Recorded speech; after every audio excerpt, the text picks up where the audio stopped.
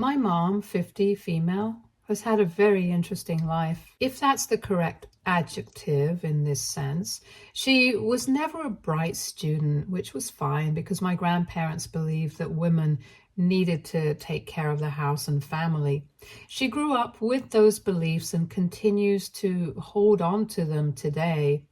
She got married to my dad 2 years after she finished school when she was 20. At 21, she had my older sister, Jasmine, now 29, female, and 2 years later, she had me, Bianca, now 27, female. Both my sister and I were always closer to Dad.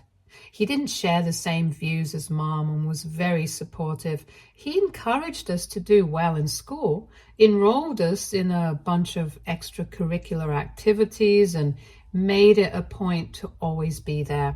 He drowned me in art supplies because I loved sketching, and he never let my sister miss a single day of soccer practice because that was where she showed potential. She was always there for us.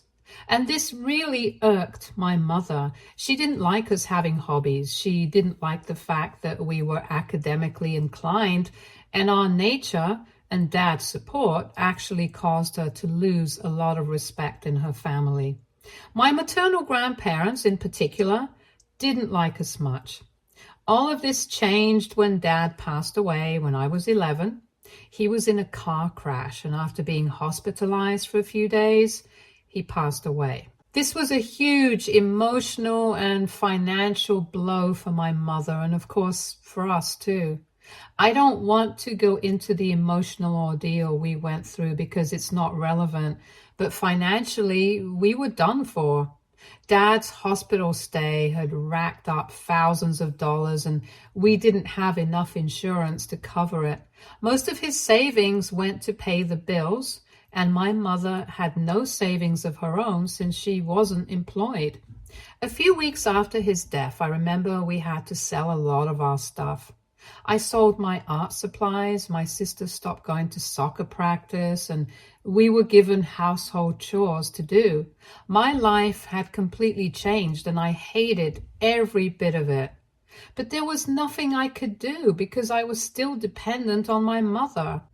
That's when my paternal grandparents stepped in to help, and we had never been very close because they lived 3 states away and we didn't see each other much. But whenever I did meet them, they were always sweet to me.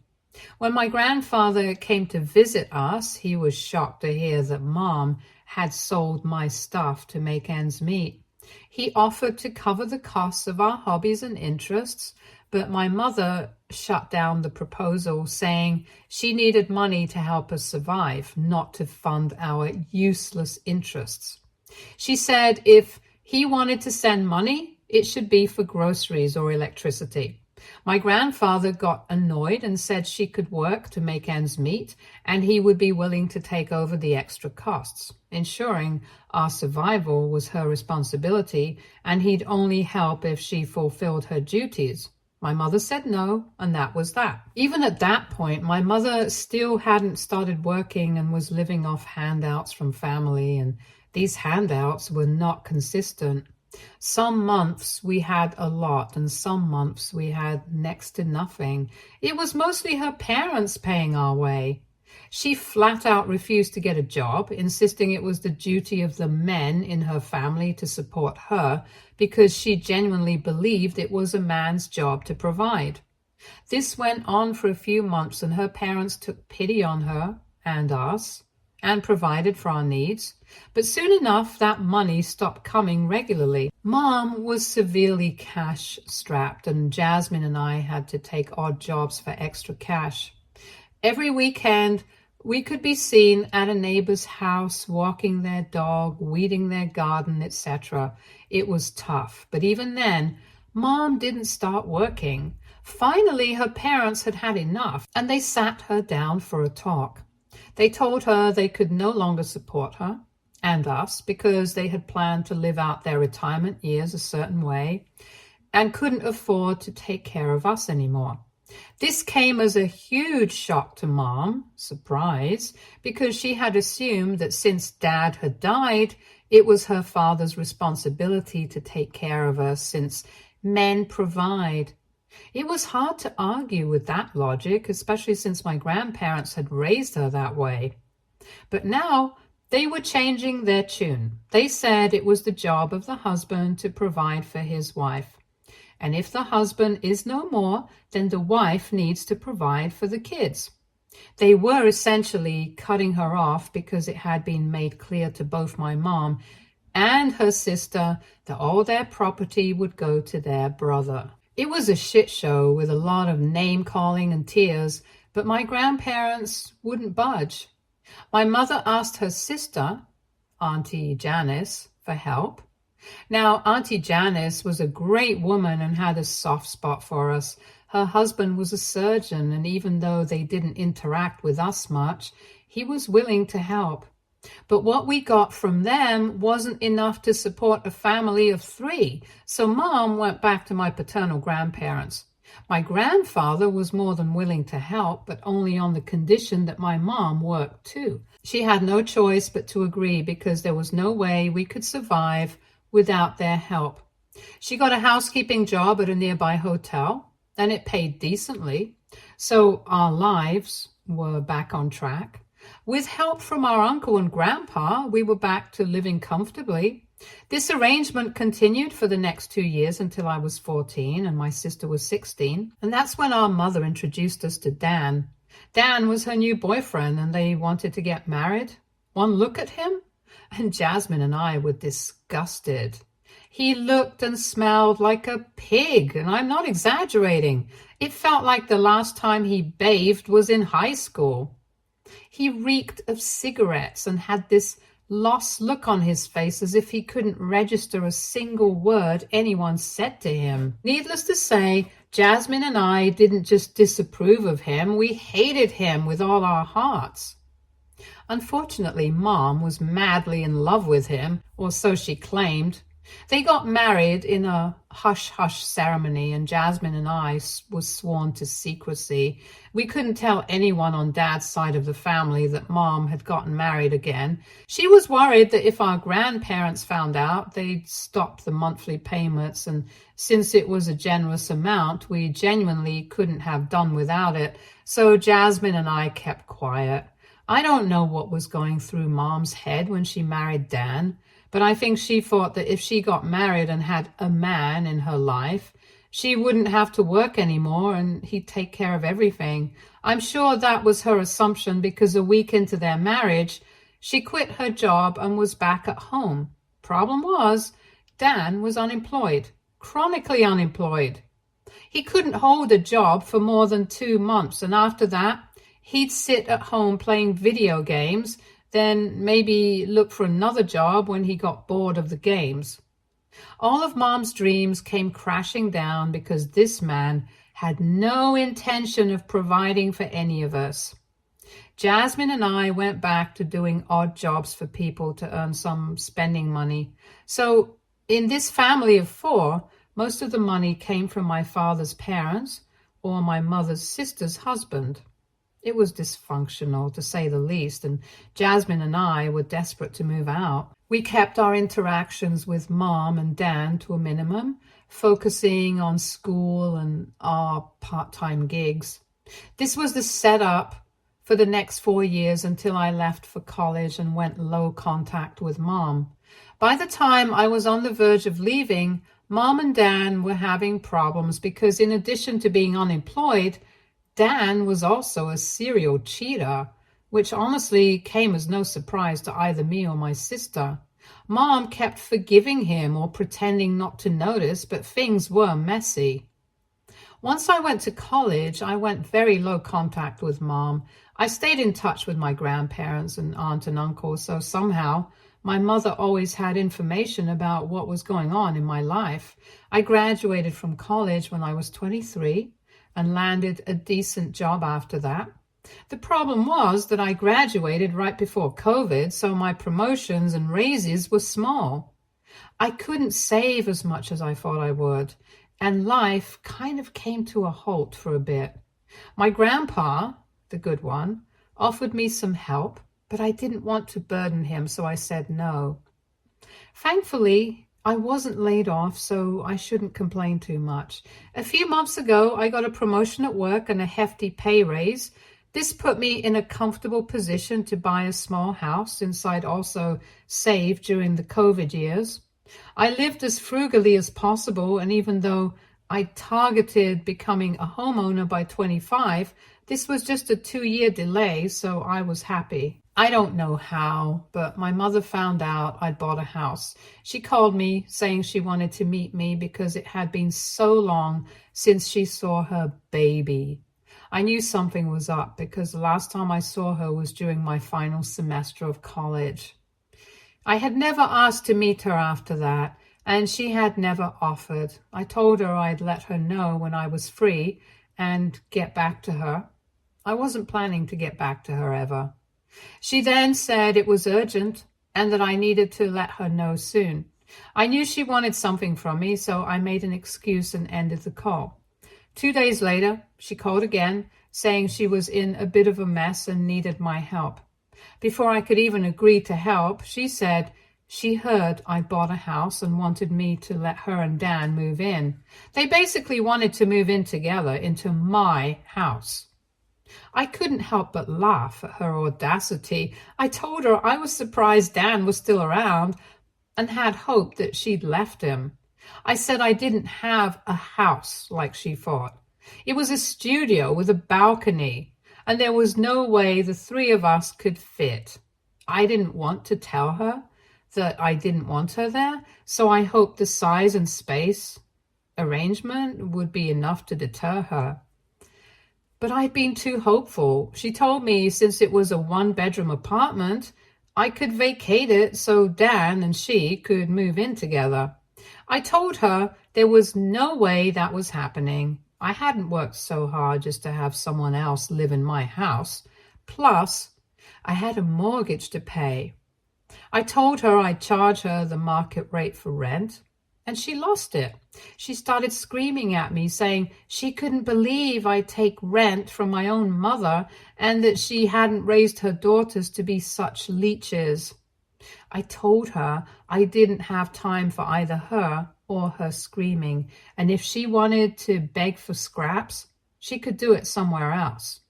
I hung up and blocked her. I called Jasmine to see if Mom had given her a similar call, but she said no. The last time they talked was a month ago when Mom asked where she was living. Jasmine told her she had moved in with her boyfriend and that they were saving up for a house together. I couldn't understand why Mom needed a place to stay in the first place. She still had our dad's old house, the one we grew up in where Dan had moved in with us. I had no idea why there was suddenly a need for her to move somewhere else. I called my paternal grandparents to ask about the house. That's when I got the full picture of what was really going on. So the house we grew up in was in my grandfather's name. It was supposed to legally go to Dad when my grandparents passed away. The understanding was that my dad and his brother, our Uncle Liam, would each be given a house owned by my grandfather so that they could live rent-free. This was to give them a good start in life and allow them to invest in properties for their children. So legally, the deed to our childhood home wasn't in my father's name, but in my grandfather's. When Dad died, my grandmother was adamant that Grandpa should keep the house in his name so it could be given to Jasmine and me when we became adults. However, considering Mom was unemployed, Grandpa didn't want to create more trouble for her. I think he also felt bad for her, which is why when she asked him to, he transferred ownership of the house to my mother. And this was done with the understanding that when I turned 25 and Jasmine 27, the house would be given to us. I now believe this is why Mom told us to be careful and not mention that she had married Dan. Word eventually got out, though, according to Grandpa. They found out she had remarried and were upset that she'd kept it from them. That's when they wanted to change the ownership of the house as soon as possible. They insisted that since Jasmine was an adult and I was almost 1, They insisted that since Jasmine was an adult and I was almost one, they wanted to get the paperwork done to make sure Dan and Mom couldn't do anything with the house. But very conveniently, a few weeks after they made their intentions clear, Mom told them Dan had left her for another woman. She was sobbing uncontrollably, which naturally made my grandparents not want to pursue the ownership issue anymore.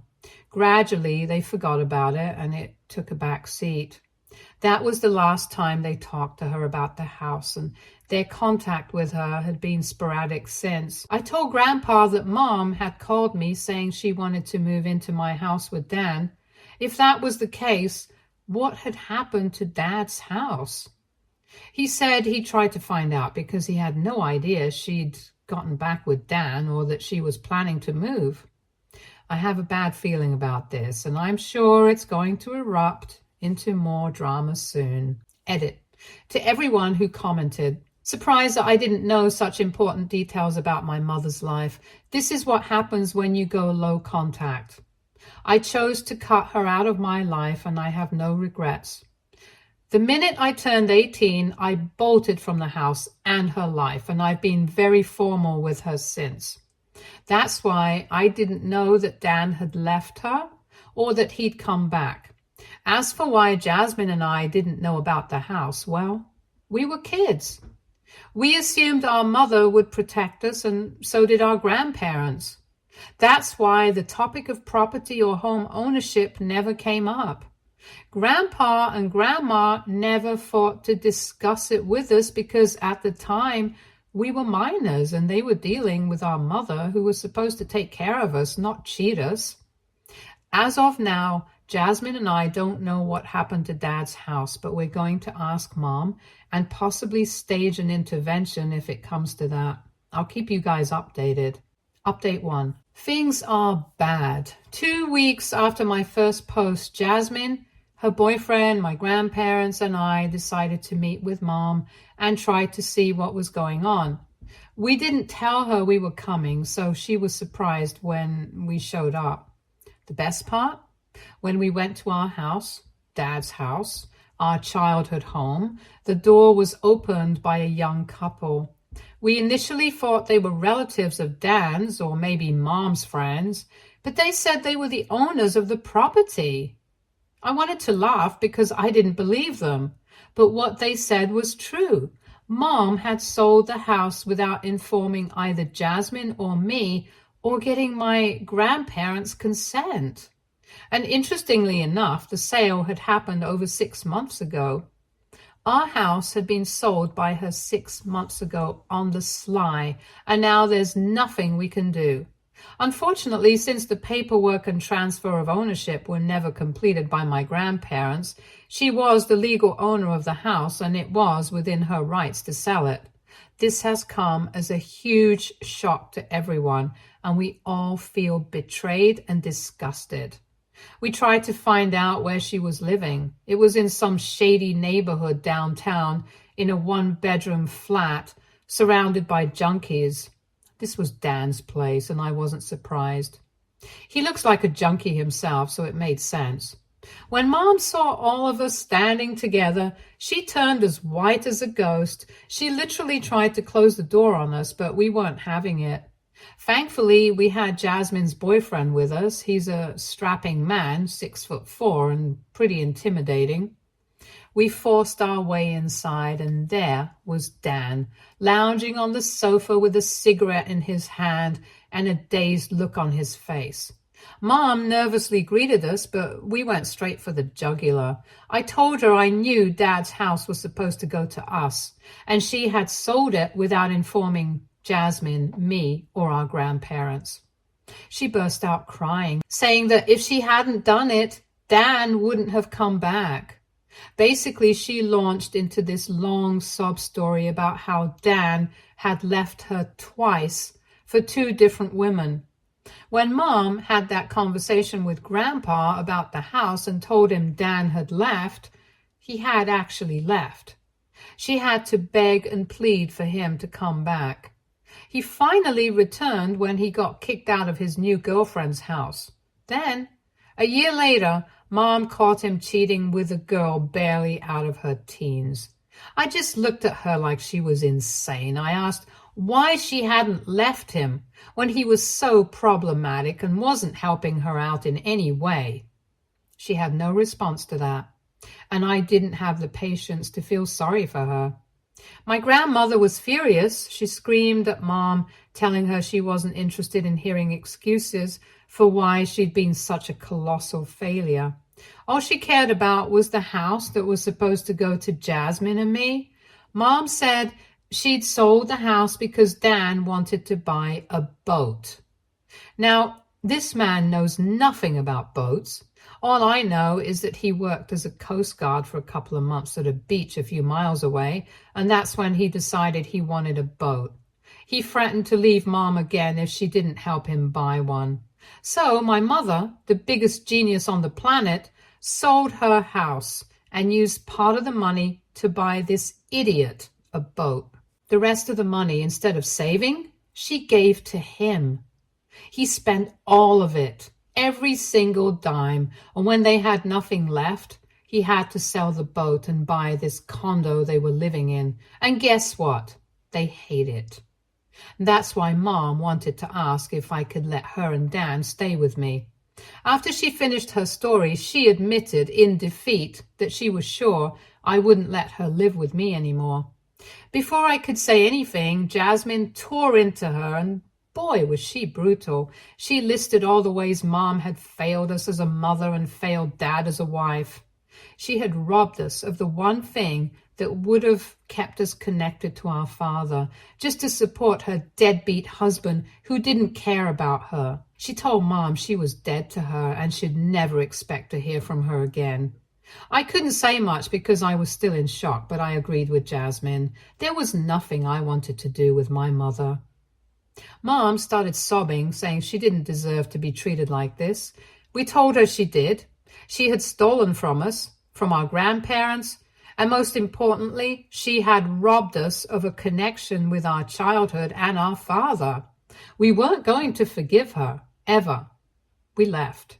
Since then, she's tried calling us and our grandparents, but none of us are speaking to her. There's nothing we can do about the house. That money and property are gone for good. I'm considering saving up and buying it if it ever gets listed again, because I don't want to lose that part of my childhood, but I know it's a far-fetched dream and not very practical. My grandparents are furious and heartbroken, but there's nothing they can do either. Grandpa keeps cursing himself for trusting her, and we keep telling him he couldn't have known she would do this. It's just a sad state of affairs, and we all feel helpless. Update 2. Dan left Mom again. I know it sounds cruel, but I love every bit of it. Apparently, she's been trying to get in touch with us using new numbers and whatnot, but neither Jasmine nor I have responded. She tried to involve Auntie Janice. I got a call from her last week asking me to talk to Mom. I told her not to get involved and spilled everything to her. She was horrified because she didn't know the house was supposed to go to us. She apologized for trying to take Mom's side and has since blocked her. Whatever little updates I got from Mom were through Auntie Janice, and she told me Dan had left her. Mom is now homeless with nowhere to go. Auntie Janice and her husband were initially willing to take her in, but after they learned what Mom did to us, they put their foot down and said no. Yesterday, I got an email from Mom. She basically said she was down and out, homeless, and had nowhere to go. She asked me to let her stay with me while she looked for a job. I know it's a lie. She's not going to look for a job, and if I take her in, she'll never leave. I haven't responded yet because I don't want her here. But I also feel bad about letting her live on the streets. She genuinely has no one who would be willing to help her. I know she brought this on herself and she's the only one to blame, but I can't help feeling sorry for her. I hope I don't cave because I know if I do, she'll ruin my life. Update 3. I told Jasmine about Mom's email and she said she got something similar and she hadn't responded either, but said that deep down, she was tempted to help her. Jasmine told me she'd support my decision, but advised me to think it through carefully because we both know what Mom is like, and if I let her in, she'll control and destroy whatever peace I have. After a long talk, Jasmine knocked some sense into me, thankfully. I ended up responding to Mom. I wrote her a long email telling her I wouldn't help her, neither now nor ever. I let everything out, the betrayal, the anger, the resentment, the disgust. I marked her email as spam, so I don't know if she's responded. I did send her contacts for some women's shelters that could help her, but that's as far as I'll go. She has been emotionally negligent and financially malicious our whole lives, and she doesn't deserve our help anymore. I don't know what she's going to do, and I've asked Auntie Janice to keep me out of it. I don't need updates on her life. She's not my mother anymore, and she was the worst part of my childhood. I'm ready to leave her behind. Stay tuned for more stories from our girl relationships.